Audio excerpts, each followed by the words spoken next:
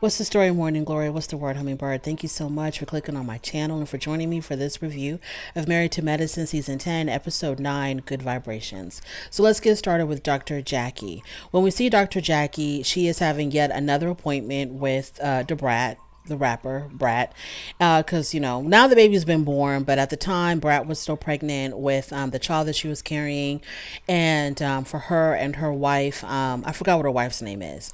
So Brat's there for another examination, and Dr. Jackie talks about how Black women need to advocate for themselves. If there's anything wrong, if you feel like anything is not right, make sure that you voice it, let somebody know that there's something going on.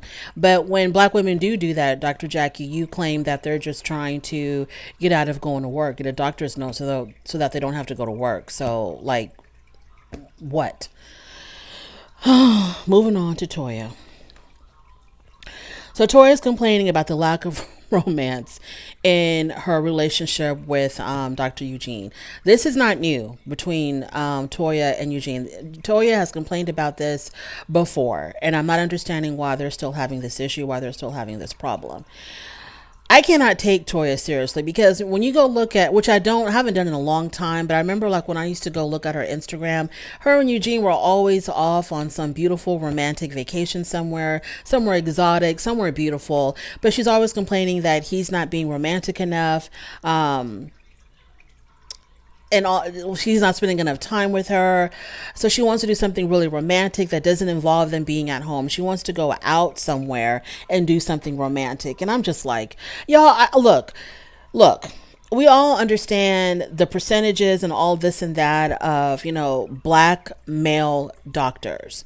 And when you are lucky enough to marry a Black male doctor, I'm not saying that you shouldn't complain at all if he messes up, but I'm not going to be complaining too much to my, doctor husband about how we're not spending enough time together outside the home, because Dr. Eugene caters to Toya.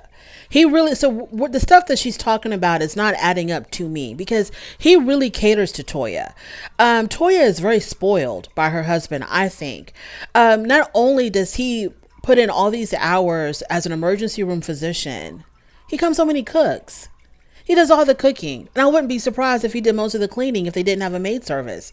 So, what more do you want, Toya? I would be okay with maybe us going out once a month. That would not bother me at all. I don't know what Toya is exactly what she's expecting from Dr. Eugene, but Dr. Eugene, to me, from what I can see, he caters to Toya, and he does basically whatever she wants him to do. And her number one fan is her own husband. So for her to complain about how we don't do enough romantic things and I want us to go out, and then when they did go out, she was still complaining. So I can't take her seriously at all. Dr. Simone. So her boys have officially moved out into the condo that she's going to be paying for them for a very limited time, though, because she is expecting them to get their own jobs and take over the rent, or else she's going to kick them out. So the boys have moved in.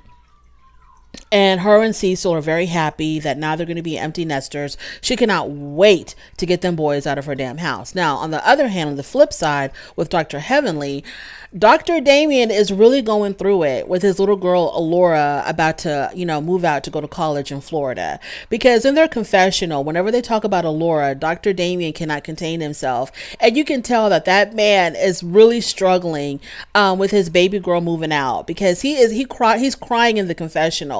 It's really difficult for him. And I totally 1,000% understand how he feels. I'm not there yet. I'm hoping that when my kids go to college, it's going to be in state. If they were to go out of state, I'd be losing my mind as well. But Dr. Damien is really struggling with his daughter moving out. So they're almost empty nesters, and they're having a conversation, I think in their backyard, having some drinks and talking about the fact that they're about to be empty nesters. And Dr. Heavenly happens to bring up her sister. She did make the call, as we saw last week, that she did make the call to her sister. She left a message, and it seems like her sister has not called back yet. And so Dr. Damien tells her, if I was you, if I had, like a full-blooded sister like you do, I would keep trying, and I would not give up at all, because if the relationship fails, it's not going to fail because for lack of me trying. So he encourages her to keep trying to reach out to her sister. Moving on from that. Dr. Alicia. This is the newest addition to Married to Medicine. She's the other new dentist. So Dr. Alicia is meeting up with Phaedra. And so Phaedra, they're having a conversation about the trip to Napa Valley. And Phaedra says that she feels very betrayed by Quad because Quad had told Dr. Heavenly that Dr. Eugene had told her, not Dr. Eugene, that Dr. Gregory had told her something about how, what was it? I don't even remember that Quad. Somebody, I don't even remember. I don't even know. She felt betrayed by Quad. Moving on from there. So then Dr. Phaedra talks about how she is into this thing called Reiki, some type of holistic healing thing. I don't know. She's really into this Reiki thing. In fact, she's trying to get her certification in Reiki. And I'm like, Phaedra, you're like the jack of all trades, master at nothing. You aren't that great of an attorney.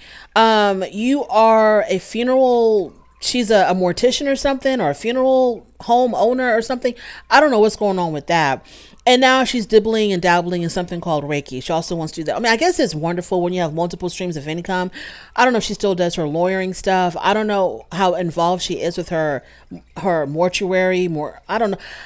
It's a lot going on with Phaedra, and I can't figure out exactly what she's doing other than, hopping around in all of these different reality TV shows. So the conversation very quickly turns sexual when they start talking about, vaginas and putting crystals up in vaginas. These women talk so much about sexual things. I know that they're not, like I said before, ain't nothing going on in their bedrooms. Their bedrooms are probably ice cold. Moving on to Sweet Tea. She's having dinner with Dr. Greg. They talk about her fertility situation, her fertility issues. And it seems like she's considering possibly having surgery done to remove the endometriosis and to get rid of the ovarian cyst. Now, given his age, Dr. G is really worried that his journey to becoming a father is going to be delayed because of Sweet Tea's medical issues. But Dr. G is still keeping the faith and trying to stay positive and trying to give her encouragement that everything is going to work out. And I think she even suggested to him to get tested as well. And he said that he had did his own home test and it came back that he had, his boys were, 20 million strong, swimming, all that stuff. So he feels like, he might not be the issue, but I think he's still going to go ahead and get an analysis done for himself as well. Moving on from there, we have Toya. So Eugene takes her out to like this butchery type place, which also is like a restaurant as well. I don't know. So in the front of the house, it's like a store, a butchery, but in the back of the house, it's like this restaurant, or there's a kitchen, a place to sit and eat, and it's like a personal private kitchen, I guess. So the chef there is going to be making their meal, and as the chef begins to cook, Eugene decides to take off his jacket, put on an apron, and he wanted to observe the chef cooking because Eugene is really into cooking.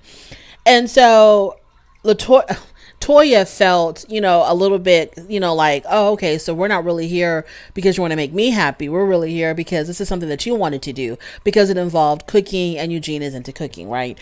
So, like I said, he does something that he considered romantic, I guess that he considered something that they can both enjoy, and she's still not happy. There's wine there, and we know how she loves wine, but she's still not happy. So she tells them, I'll give you a 7 out of 10. She can never be happy. Phaedra. So Phaedra is hosting her Reiki event for the girls. There's I think he's called a shaman. I don't know. Some guy there who's like the leader of this Reiki thing. Anyway, so when Simone and Heavenly show up and they see this shaman guy, they just start salivating over him, and they're fighting over who he's going to be able to serve first. Like I said, these women, they want to make it look like they're older and their sex lives are popping, but it ain't, because they wouldn't be salivating over this man like that. Sweet Tea is there as well, and she's hoping that this whole Reiki thing will be able to cleanse her out and help her get pregnant. After they do the whole group cleansing thing,